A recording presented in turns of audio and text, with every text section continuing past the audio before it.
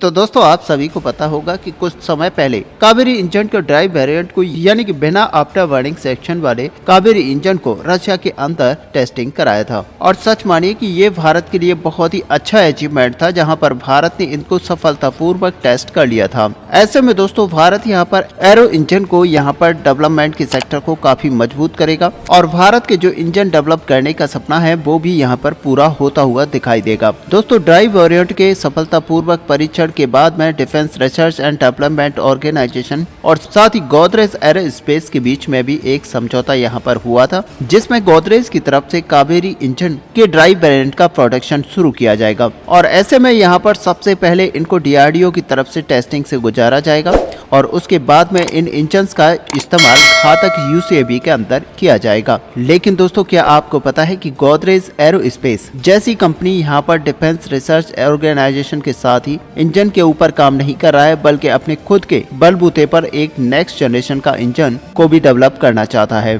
और इसके लिए हाल ही में गोदरेज एरोस्पेस के द्वारा पेनिनियन नामक एक कंपनी के साथ में पार्टनरशिप किया है, ताकि आने वाले समय में दोनों कंपनियां मिलकर एक नया नेक्स्ट जनरेशन के इंजन का डेवलपमेंट कर पाएं। ऐसे में दोस्तों आपकी जानकारी के लिए यहाँ पर आपको बता दें कि जो पेन इंडियन कंपनी है ये एक भारतीय कंपनी है और इसका जो पूरा नाम है वो पेन इंडिया प्राइवेट लिमिटेड है। असल में ये कंपनी एक हैदराबाद की स्थित कंपनी है जो कि रिसर्च एंड डेवलपमेंट कंपनी है, जो कि हाल ही में महाराष्ट्र में गोदरेज एरोस्पेस के साथ एक नया समझौता किया है और इसके साथ में एक एमओयू इन दोनों के बीच में साइन किया गया है। ऐसे में ये जो एमओयू साइन हुआ है वो जेट इंजन और नेवल बेस इंजन के समझौते के ऊपर हस्ताक्षर होने के बाद में कंपनियों की तरफ से ये भी बताया गया है कि असल में दोनों कंपनियां एक साथ मिलकर गैस टरबाइन इंजन के क्षेत्र में मिलकर डिजाइन डेवलपमेंट और डिलीवरी का काम करेगा। अब दोस्तों गैस टरबाइन इंजन जो है वो one of the most critical engine है और इसी वजह से दुनिया भर के अंदर काफी कम देश हैं जो कि इस टेक्नोलॉजी के ऊपर काम करते हैं।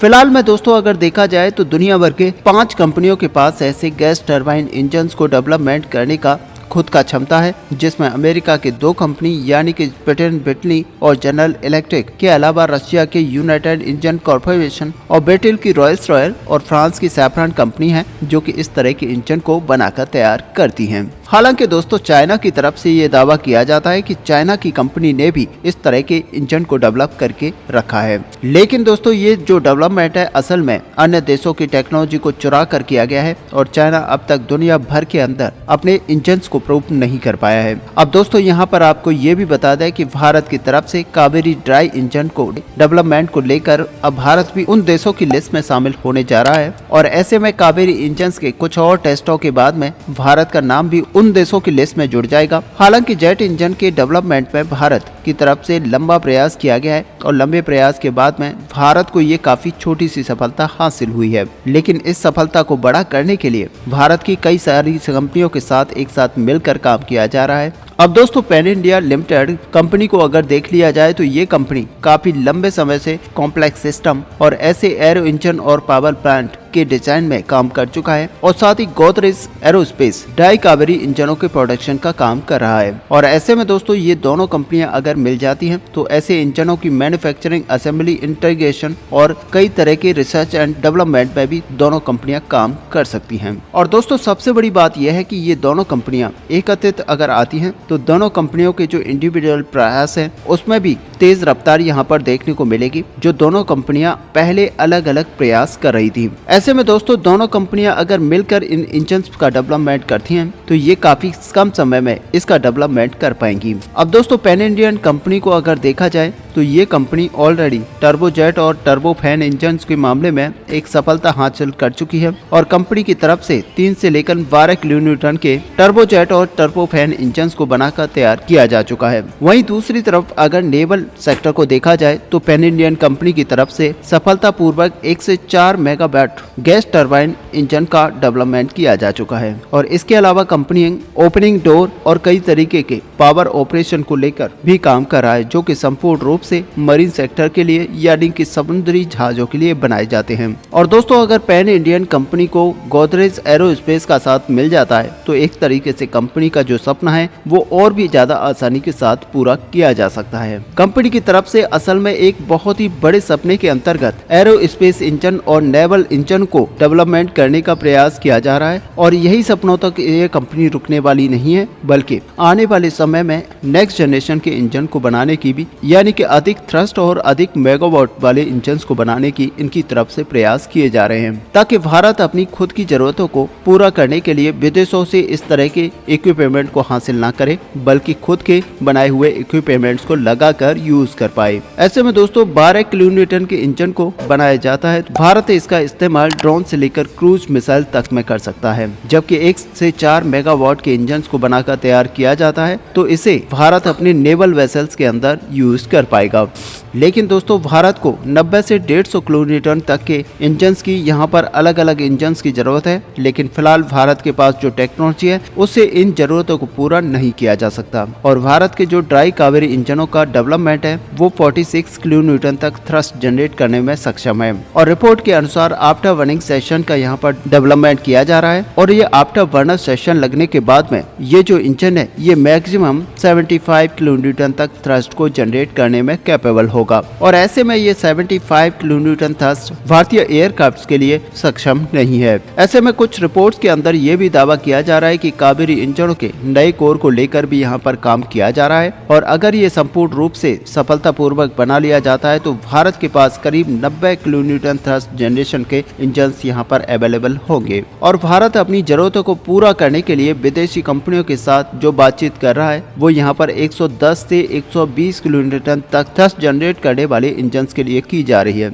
ऐसे में दोस्तों भारत इन इंजन को अपने AMCA मार्क 1 और मार्क 2 के अंदर करेगा और इसके कुछ डेरिवेटिव वेरिएंट यहाँ पर यानी कि हाई थ्रस्ट और लो थ्रस्ट वेरिएंट को भी बनाया जाएगा, जो कि अन्य कई तरह के जरूरतों को यहाँ पर पूरा करेगा। अब दोस्तों यहाँ पर ड्राई कावेरी इंजन की बात हो ही रही है, तो यहाँ पर आपको बता दें कि ड्राई कावेरी इंजन जिस कंडीशन में यहाँ पर है उसका इस्तेमाल भारत अपने under stealth combat aerial vehicle के अंदर कर सकता है, यानी कि घातक अनमैन्ड कॉम्बैक्ट एयरक्राफ्ट के अंदर कर सकता है। और दोस्तों ड्राई कावेरी इंजनों का डेवलपमेंट भी पर्पस भी वही है। और हाल ही में जो ड्राई कावेरी इंजन को लेकर सफलता हासिल हुई है वो ये बड़ी सफलता नहीं है, बल्कि घातक अनमैन्ड कॉम्बैक्ट व्हीकल को लेकर भारत एक बड़ी सफलता को हासिल कर चुका है। और रिपोर्ट्स के अंदर दावा किया जा रहा है कि ये जो stealth unmanned combat aerial vehicle है इसका हाल ही में एक बड़ा परीक्षण किया गया है। ऐसे में इस मॉडल को विंड टनल टेस्ट से गुजारा गया है। अब दोस्तों विंड टनल टेस्ट यानी कि एयरक्राफ्ट को हवा में जाके किस तरह का परफॉर्मेंस करेगा उसको टेस्ट करना, और उसके लिए एक छोटे मॉडल को बनाया जाता है और विंड टनल में इसके बिहेवियर को नापा जाता है। वहीं दोस्तों अगर दूसरी तरफ देखा जाए तो घातक अनमैन्ड एरियल व्हीकल के लिए एक छोटे मिनी स्विफ्ट को डिजाइन किया गया है और स्विफ्ट के द्वारा ऑलरेडी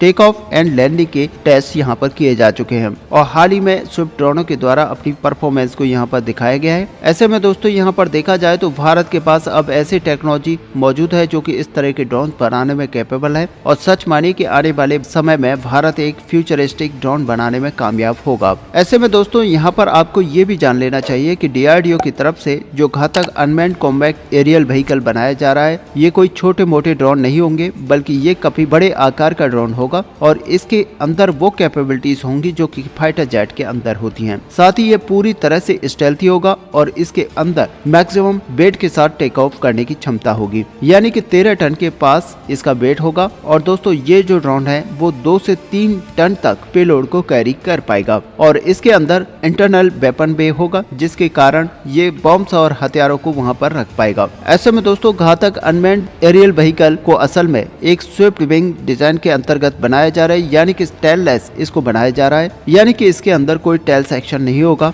और इसका जेट डिजाइन B2 बॉम्बर के हिसाब से होगा। और ऐसे में देखा जाए तो ये पूरी तरह से स्टेल्थ कैपेबिलिटीज के साथ आएगा और ये भी दावा किया जा रहा है कि एक तरह से देखा जाए तो ये स्टेल्थ बॉम्बर ही होगा। ऐसे में इसके इंटरनल बे में काफी भारी बॉम्ब्स को लोड किया जा सकेगा और ये लंबी दूरी तक उड़ान भरने में कैपेबल होगा, साथ ही दुश्मन के टारगेट को बड़ी आसानी से टारगेट बना लेगा। ऐसे में दोस्तों इसके अंदर कैपेबिलिटी होंगी कि ये air to air, air to ground हमला करने में सक्षम होगा और एंटीशिप हथियारों को भी ये कैरी कर पाएगा। सबसे बड़ी बात यह है कि ये पूरी तरह से स्वदेशी रूप से डिजाइन किया जा रहा है और ये स्वदेशी इंजन ही नहीं बल्कि कई तरह के एविनिक्स और कई तरह के रडार सिस्टम्स को भी पूरी तरह से स्वदेशी लगाया जा रहा है। अब दोस्तों घातक के टेक्नोलॉजी डेमोन्स्ट्रेटर को स्विफ्ट का भी सफलतापूर्वक जो परीक्षण अंजाम दिया गया है वो भी एक बड़ा अचीवमेंट है। लेकिन दोस्तों ये जो टेक्नोलॉजी डेमोन्स्ट्रेशन है ये भी कोई छोटे आकार का नहीं है, बल्कि 1 टन का एक ऐसा ड्रोन है जिसे कि पहले तो एक टेक्नोलॉजी डेमोन्स्ट्रेशन यानी कि एक बबल के रूप में बनाया गया था, लेकिन अब कुछ रिपोर्ट्स में यहाँ पर दावा किया जा रहा है कि इसकी सफलता के बाद में इसे भी एक छोटे आकार के स्टेल्थ ड्रोन के रूप में बनाया जाएगा जो कि कम पेलोड को लेकर उड़ान भर सकेगा और दुश्मन के हाई वैल्यू टारगेट्स को हिट कर पाएगा,